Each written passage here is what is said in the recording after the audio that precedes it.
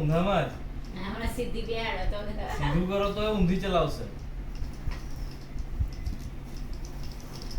છે બધી બાજુ આમ તમારે જે જોવું ત્યાં થઈ જાય છે.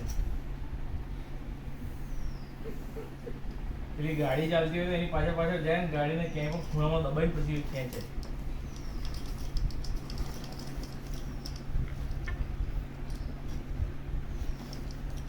એ કાઢી નાખીએ તો શું કરશે?